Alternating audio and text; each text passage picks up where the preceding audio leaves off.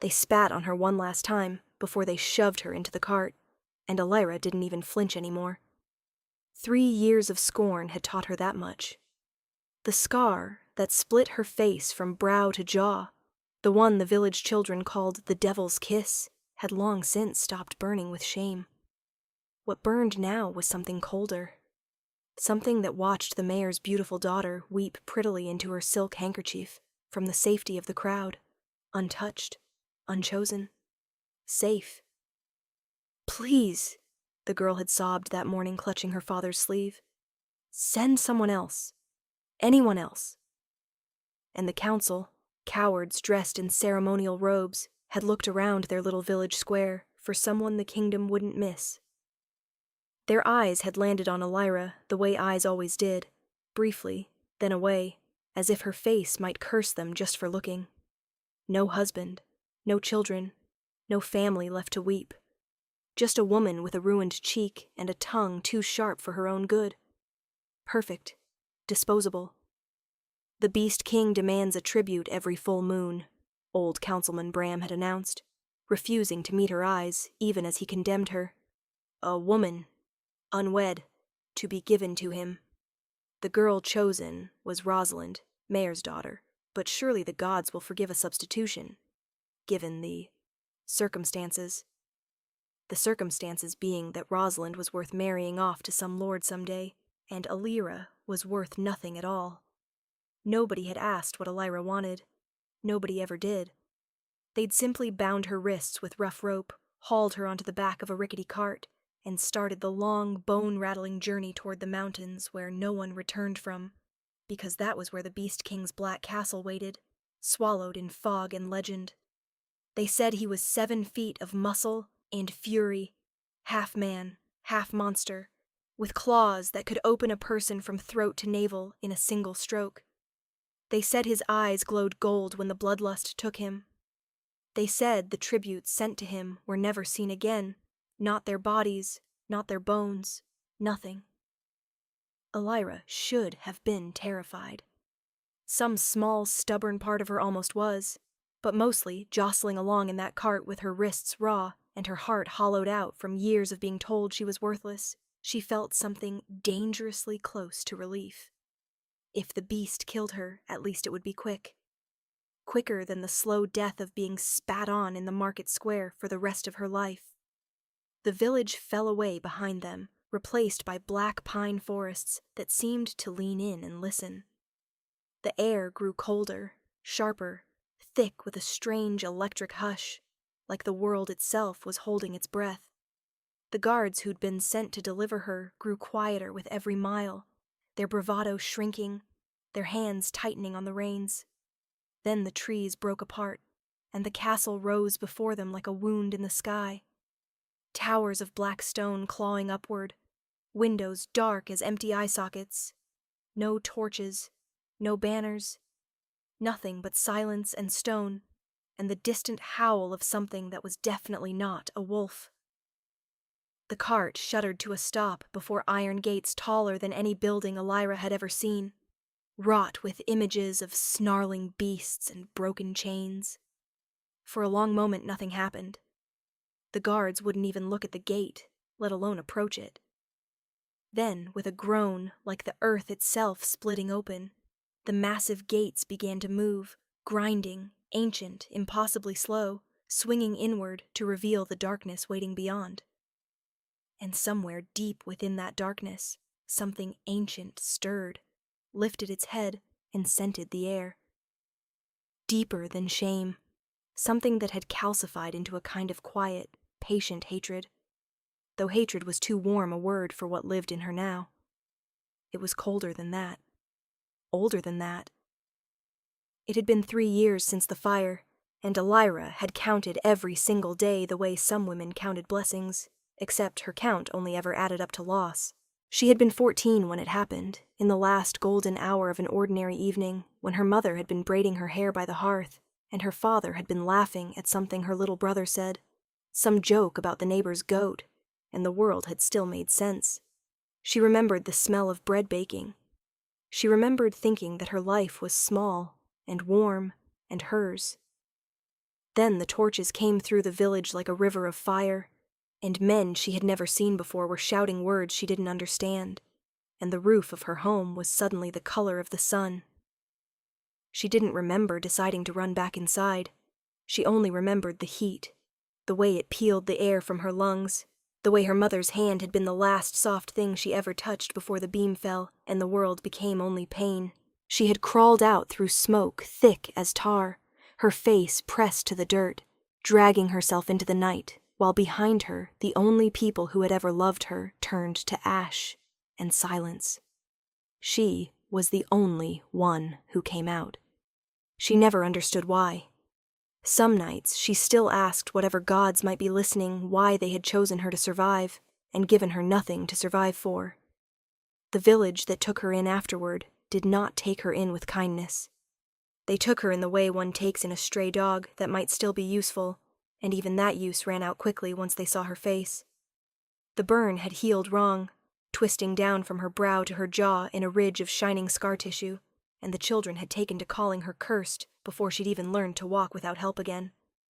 The elders whispered that the fire had marked her for a reason, that no flame burned a girl like that without cause, and slowly, cruelly, the whispers became belief. She was bad luck given skin. She was the devil's kiss walking among them. She had tried for a while to prove them wrong. She'd worked the fields until her hands bled, fetched water before dawn, mended nets no one else wanted to touch, hoping that usefulness might buy her a place among them. It never did. Kindness was not something that could be earned from people who had already decided what you were. By 16, she stopped trying. By 17, she stopped hoping.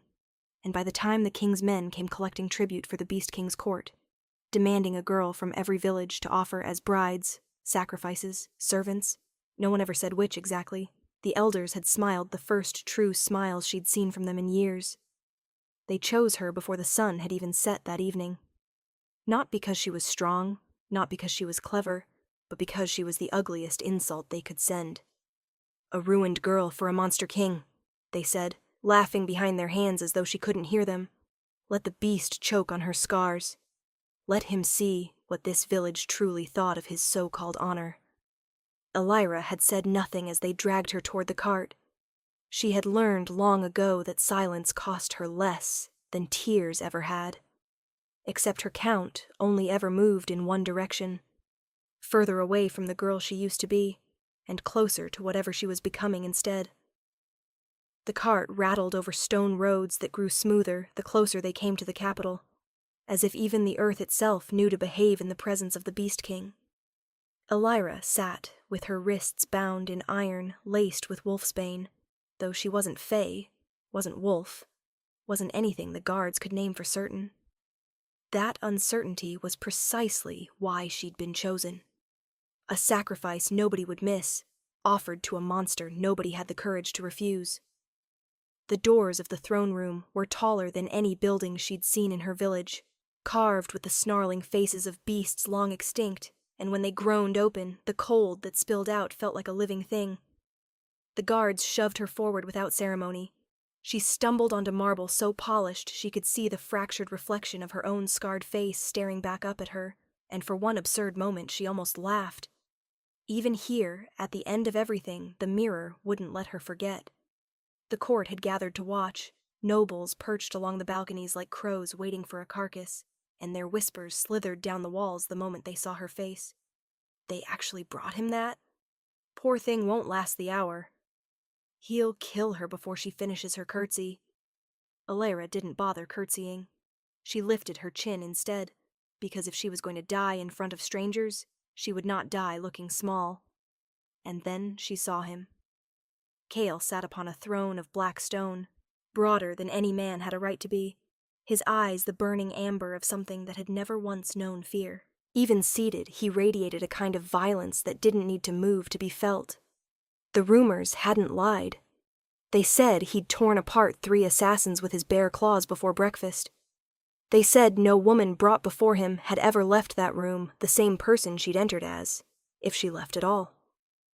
The guards forced her to her knees. The stone bit into her skin, but she'd long since stopped flinching at pain that came from outside her.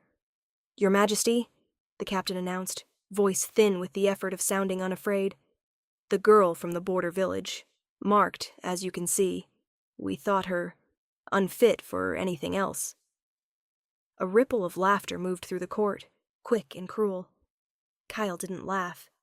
He rose from his throne slowly, and the room seemed to hold its breath along with her. His steps echoed like verdicts as he crossed the marble, closing the distance between them, and Elira forced herself to hold his gaze, refusing to give the court the satisfaction of watching her break. But when he was close enough that his shadow swallowed her whole, something shifted in his expression. His nostrils flared, his amber eyes widened, the fury in them replaced by something closer to disbelief. He inhaled again, deeper this time, as though trying to convince himself he hadn't imagined it. The court's whispers died into silence. Kyle's knees buckled, not from weakness, not from any wound. He sank down before her, this king who bowed to no one, and the entire room froze in collective horror as the truth settled over them like a verdict of its own. He had found his mate, and she was the girl they'd thrown away. Elira sat with her wrists bound in iron that had been blessed against shifters, though she was no shifter, just a human girl with a ruined face, and she wondered idly if they thought her dangerous, or if the chains were simply for show. A performance. Everything about this journey had felt like a performance, staged for an audience that didn't exist, because who would care to watch a scarred nobody dragged to the Beast King's court except the soldiers paid to escort her there? The gates of the capital rose before her like the jaws of some great stone animal, and when they opened, they swallowed the cart whole. She was pulled out roughly, her knees striking the marble floor of the throne room hard enough to bruise, and still she did not flinch. She had trained herself not to. Flinching gave them something. Flinching was currency, and she had none left to spend. The room was vast, cold, filled with generals in dark armor and courtiers in silk, all of them staring at her the way one stares at something scraped off the bottom of a boot. She kept her eyes down, not from submission, but because she'd learned that meeting their gazes only invited more cruelty. Someone laughed. Someone else muttered the word gift, and it curdled in the air like spoiled milk. "This is the offering?" a voice said, low and layered with something ancient, something that made the torches along the walls gutter as though bowing to it themselves. Elira lifted her chin despite herself. The Beast King sat upon a throne of black stone, and even seated he seemed to fill the entire room. Golden eyes, sharp as a blade's edge, studied her from across the distance, and for one terrible moment she thought she saw something flicker there. Recognition. Hunger. She braced for the insult that always followed such looks. Instead, he rose. The room went utterly silent. Even the torches seemed to hold their breath. Kyle, the Beast King, ruler of the northern wilds, terror of 3 kingdoms, descended the steps of his own throne, with his eyes locked on hers, and when he reached her, he did something no one, not the generals, not the courtiers, not even Elira herself, could have imagined in their most feverish nightmares. He knelt. Not a courtesy, not a mockery. He knelt fully, one knee striking the marble, his head bowed low before a girl in chains, a girl the world had called ruined, a girl the world had thrown away like refuse.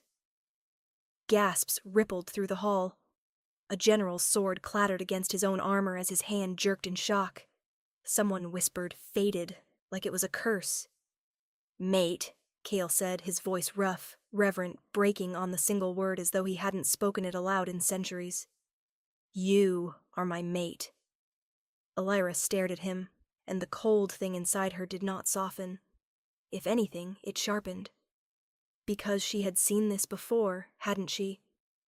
Kindness dangled like bait, warmth offered only to be snatched away the moment she reached for it. The villagers had smiled at her once too, before the fire, before the scar, before they'd decided her face made her a devil worth spitting on. "Get up," she said, and her voice came out flat, unimpressed, dangerous in its calm. "Whatever this is, whatever game you're all playing, I won't beg for it to stop. I stopped begging 3 years ago." The court erupted into murmurs, disbelief thick in the air, because no one spoke to the Beast King that way, especially not a broken girl kneeling in chains. But Kale only lifted his golden eyes to hers, unshaken, unbothered by her defiance, and something in his gaze promised this was only the beginning. The keep smelled of cedar and old smoke, and Elira had learned its corridors the way a prisoner learns the width of her cell, though no one had told her she was a prisoner, and no one had told her she was free either. She simply existed in the space between, waiting for the Beast King to remember she was there and finish whatever cruelty the court expected of him.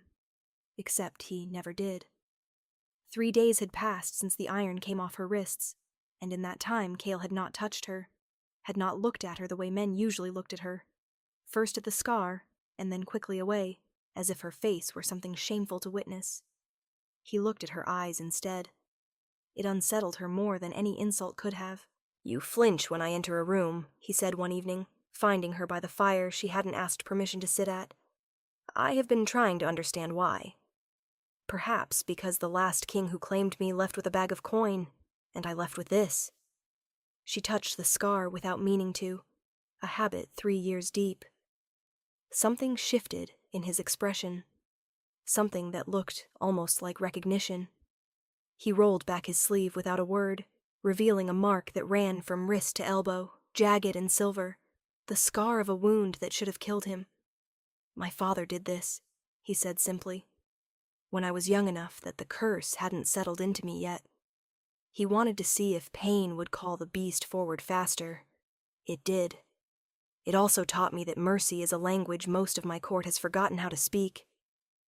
Elira said nothing, but she did not look away, and for Kale, that was answer enough. It should have stayed that simple. A slow, careful thing built between two ruined people learning each other's silences. But the court did not deal in simple things, and Lady Nisa once promised to Kale before the curse made her father withdraw the betrothal like a hand from a flame, had spent 3 years watching another woman come to inherit what she believed was rightfully hers. "She's marked," Nissa said to the circle of nobles who gathered around her like moths drawn to something rotting. "Marked women bring ruin, everyone knows the old stories. She bewitched him," someone else whispered. "A human, holding the attention of the Beast King. There is no natural explanation." The whispers found their way, as whispers do, into a plan. A letter forged in Elira's hand, accusing her of plotting against the crown. A vial of poison, planted beneath her mattress by servants paid too well to ask questions. It would have worked, perhaps, on a king less familiar with betrayal. But Kale had grown up surrounded by daggers disguised as smiles, and he recognized the shape of a trap long before it closed. "You knew," Elira said later, staring at the vial he set between them on the table, her hands trembling, though she willed them still. "I know what desperation looks like when it wears silk," he said.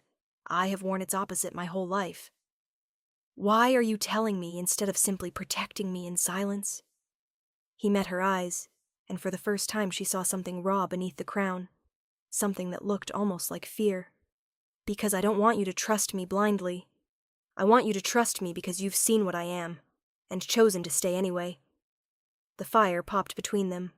Outside, the wind carried the scent of rain, and something else, something dangerous stirring in the dark corners of the court. Elira did not answer him that night, but she did not pull away either, and for a man who had spent his whole life being feared, that felt like the beginning of something neither of them had a name for yet. The messenger arrived at dusk, breathless from the road, and the word he carried moved through the keep faster than fire through dry thatch. The village of Ashford had sent a delegation. Her village. The one that had marched her to the crossroads 3 years ago and left her there with her wrists bound and her face freshly ruined, an offering to whatever beast wanted her. Elira heard the news from a servant girl who didn't know better than to gossip in front of her, and something in her chest went very still, the way water goes still right before it freezes solid. They came the next morning, 12 of them, dressed in their best wool, faces arranged into expressions of humble hope. She recognized every single one. There was Master Doran, who had called her cursed before he'd ever called her by name. There was old Yenna, who had spat at her feet. There was Petra, who had once been the closest thing Elira had to a friend, until the fire came, and friendship turned out to be a fair-weather thing after all. They knelt in the great hall, as though they had never knelt to anyone before. Master Doran spoke first, his voice thick with a warmth that hadn't existed 3 years ago. "Your Majesty," he said, not to Cale, but to her, and the word felt obscene coming from his mouth. "We come humbly. Ashford has always cherished Elira. We raised her. We are, in every way that matters, her family." Elira felt the old fear rise first, quick and familiar, the instinct to shrink, to apologize for existing. But beneath it, something else rose faster, something with teeth. "You raised me," she said, and her voice did not shake, "the way one raises a lamb for slaughter, fed just enough to be worth the trouble." A ripple moved through the delegation. Petra's eyes flicked to the floor. "We were frightened," Doran said. "The elders believed the fire was a sign." "The fire took my mother," Elira said, "and you decided that made me the monster." Cale had gone very quiet at her side, but she felt the shift in the air around him, a pressure building like the moment before thunder. His eyes had gone gold at the edges, and when he spoke, the whole hall seemed to lean away from the sound. "You dragged a grieving child through your streets," he said, "bound her, and left her for something you believed would devour her. And now you kneel because you have learned she did not die." "We meant no." "You meant survival," Cale said. "Your village burned its own daughter to buy peace with a story. That is what you meant." He rose then, and the hall rose with him. Every guard, every noble, every servant, drawn upward by the sheer gravity of him. "She is not your penance to collect," he said. "She is not your daughter, your lamb, your mistake to correct. She is my mate, chosen by every law older than your fear, and she is your queen, whether your hearts accept it or not." Elira felt the words land inside her like something long broken finally set right. For 3 years she had been the girl left at the crossroads, but looking now at the trembling, upturned faces of the people who had made her that way, she understood, with a clarity that felt almost holy, that she was done being anyone's cast-off offering. She stepped forward, chin lifted, scars catching the firelight like something forged rather than ruined. "Rise," she told them, "and remember this moment. It is the last time Ashford will ever kneel to me, out of fear, instead of respect." "Offering," the messenger said, though no one had asked what kind of offering a village sent to the man they had once tried to appease with a broken girl. Elira heard it from the servant girl who brought her bread and water, a thin creature named Sable, who never quite met her eyes, but who talked endlessly, as if silence in that keep was its own kind of danger. Sable's hands trembled as she set down the tray. "They say the elders themselves are coming," Sable whispered. "The ones who—" She stopped herself, glancing at the door as though the stone might carry her words to someone who mattered. "They're bringing gifts, grain, silver, a bloodline mare from the northern pastures. They mean to buy his favor." Elira said nothing. She had learned that silence unsettled people more than questions ever could, and besides, what was there to say? 3 years was a long time to build a wall around the parts of herself that still remembered the crossroads, the cold, the sound of her own mother's footsteps retreating without once looking back. She had thought that wall was finished. She had thought it was high enough. But her hands were shaking now, just slightly, hidden beneath the folds of the plain gray dress they had given her, and she hated them for it. "Why would they come here?" she finally asked. "If I mean nothing to him?" Sable's eyes flicked toward her, startled as though the scarred girl in the corner had never spoken a full sentence before. "Because word travels, my lady. Word travels that the king has not left his chambers in 3 days since you arrived, that he's asked after you twice himself, though he's never once come to see you." She lowered her voice further. "The whole keep is whispering it. They say you're his mate, his true mate, and they say Ashford is terrified of what that means for them." The word landed strange in Elira's chest. Mate? A word she'd heard only in the stories the old women told to frighten children into obedience. Stories about beasts who could smell their destined ones across mountains and oceans, who would burn kingdoms to ash for a single glance of recognition. She had never imagined the word applied to her. Not to a girl with a face like shattered glass. Not to a girl her own village had discarded like spoiled meat. "That's not possible," she said, more to herself than to Sable. "Isn't it?" Sable's gaze dropped to the puckered scars along Elira's jaw, then quickly away, ashamed of her own curiosity. "He hasn't touched food properly since you came through the gates. Guards say he paces his study at night, like something caged. That's not the behavior of a king who feels nothing, my lady. That's the behavior of a wolf who's found what he's been hunting his whole life and doesn't know what to do with his hands." Elira turned toward the narrow window, where the last light of dusk bled orange across the courtyard stones, and somewhere beyond the outer wall she could hear the creak of wagon wheels, the low murmur of voices that did not belong to the keep. Voices with the particular cadence of Ashford's dialect, clipped and nervous and thick with old cruelty dressed up as courtesy. They were already here. Her pulse quickened despite herself, some old animal instinct clawing up from beneath the wall she'd built, whispering that whatever happened next would either free her completely or return her to the mud she'd crawled out of 3 years ago. She did not yet know that the Beast King had heard the wagons too, and that in his private chambers above the courtyard, his claws had already begun to lengthen. The delegation from Ashford knelt in the great hall, and Elira did not recognize a single face until she did, until the years fell away, and she saw them as they had been on the day they marched her to the crossroads. Older now. Smaller, somehow. The way tyrants always shrink once the fear that fed them runs dry. They had come with gifts wrapped in fine cloth, words rehearsed on the long road north, and not one of them could hold her gaze. Cale did not raise his voice. He did not need to. He simply looked at them the way a mountain looks at the men who once tried to carve their names into it and said, "You gave her to me as an offering. I accepted her as a queen. I see no reason to correct your mistake." They left without their gifts.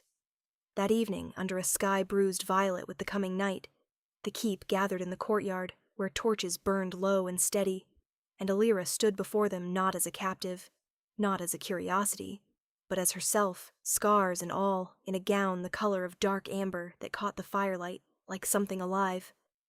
Sable had woven small white blossoms into her hair, her hands trembling with an emotion she did not bother to name. "You look like you belong here," the girl had whispered, and for the first time since the crossroads, Elira believed it. The crown they placed upon her head was old, older than the keep itself, forged from a metal that shimmered faintly silver blue, the color of moonlight on snow. It was cool against her skin, and heavier than she expected, though the weight did not feel like a burden. It felt like an answer. Kyle knelt before her, this beast king who bowed to no one, who had made kingdoms tremble with a single word, and he pressed his lips to the ruined skin along her jaw, the very mark that had once made her unworthy in the eyes of the people who claimed her. "They called this a flaw," he said, loud enough for every wolf and warrior in that courtyard to hear. "I call it the map of everything she survived to reach me." The crowd did not cheer the way crowds cheer for spectacle. They went silent, the deep and reverent silence of a people witnessing something sacred, and then, one by one, they knelt. Elira closed her eyes and let herself remember. The crossroads, the chains she'd worn like a punishment, the nights she had waited in that keep for a fate she could not name, wondering if she was a prisoner or a ghost or nothing at all. She remembered the fear, sharp and constant, and the loneliness that had followed her like a second shadow since the day her own village decided her face made her disposable.